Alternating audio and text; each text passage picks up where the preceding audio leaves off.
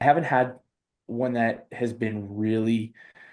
I had one where it was our last session, Mm, so I didn't have to really have a conversation about mm, anything because it was just there was she was chapped about this one thing, and then she was about to do the exact same decision making that got her into the situation that she was chapped about in the beginning. right, right. And Cycles. she wrote the story, and I asked him like, "Do you see something here?" Because I don't want to.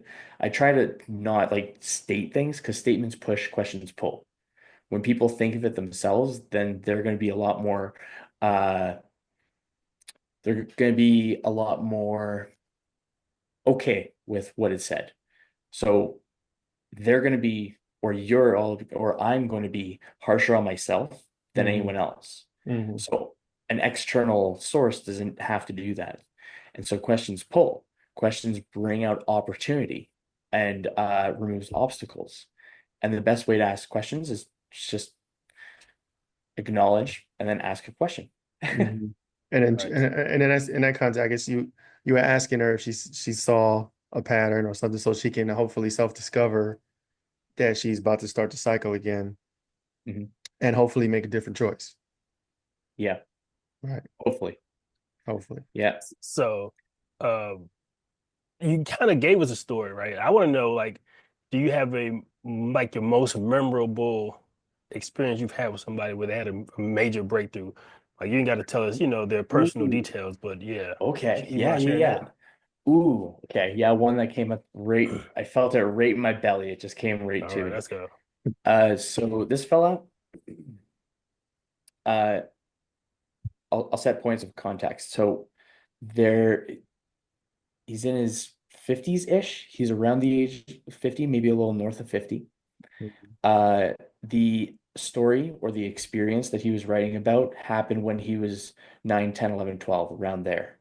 Mhm. It was a father-themed story, so it was an experience with his father.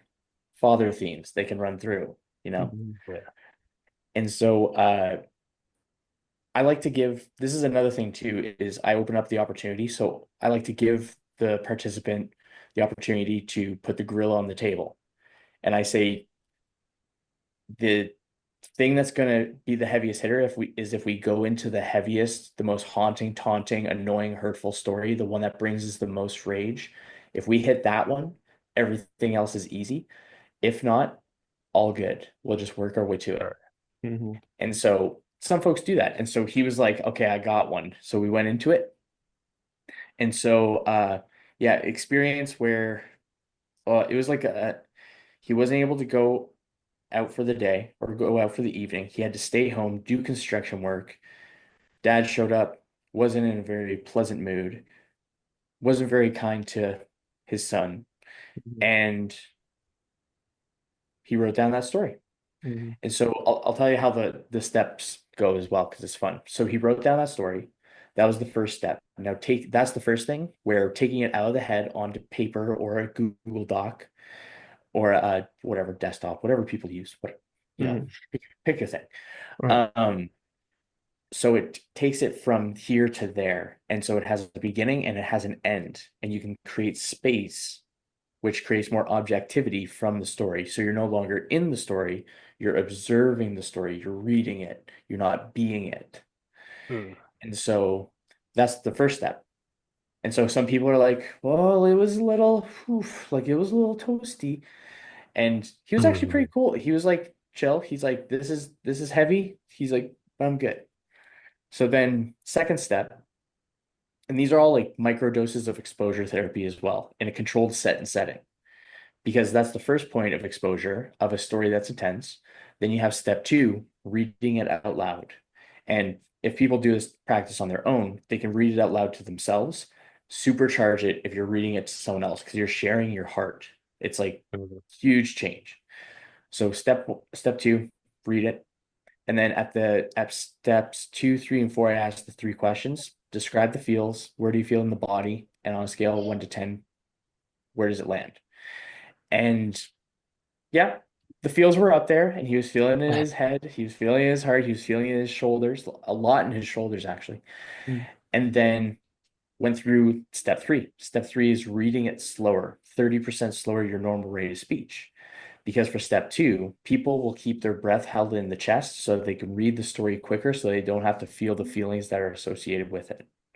So Oh, step three stops that because you can only read at 30% your normal rate of speech so long before you take Take a a breath. damn breath. Hmm. mhm. And so the first read, it kind of just it jolts that story, that energy blockage. Step three starts to pull it apart, and then step four, we read and breathe. And so at every period, insert a breath. So you're reading 30% slower, then you insert the breath.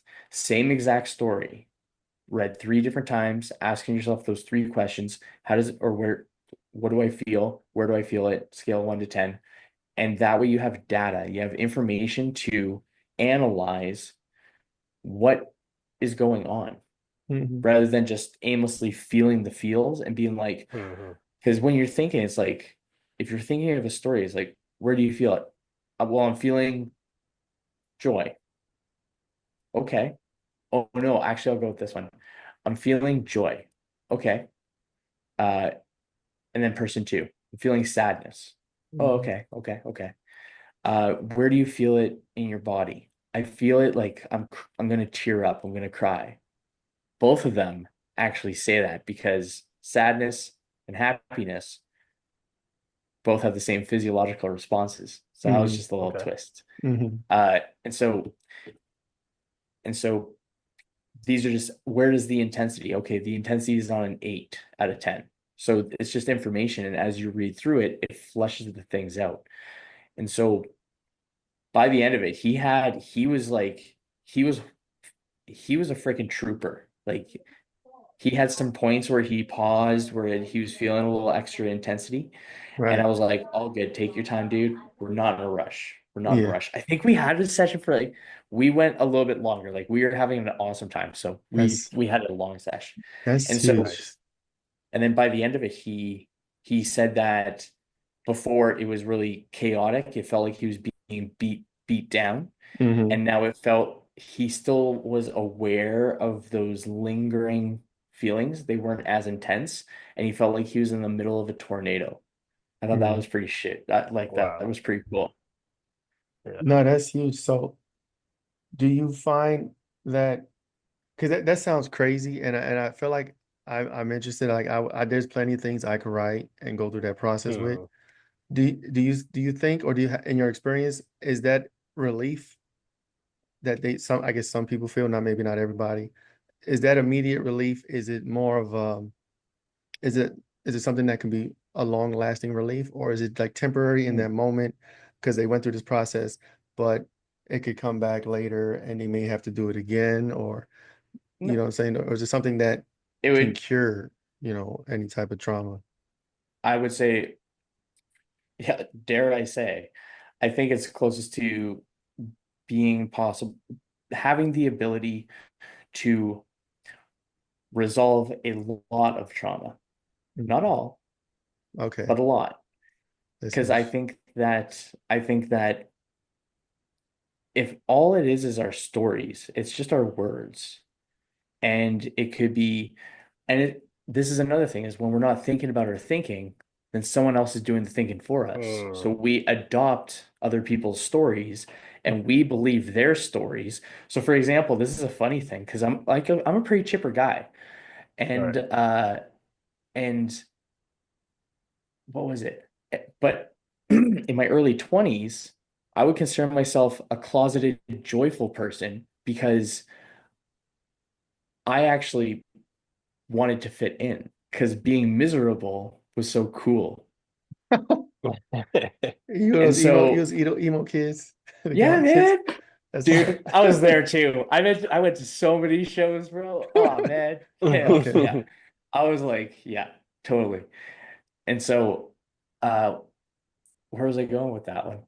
My fault. You was Okay. on you was on your 20s, your early 20s. It was cool to Oh be yeah, miserable. Cool to be yeah. miserable. Yeah. And so, and so I was just adopting stories of this is the way that I should be, even if I had a different opinion or a belief around any whatever it could be. Because my beliefs that I have now are much more structured than I have ever had. Mm. Ever had.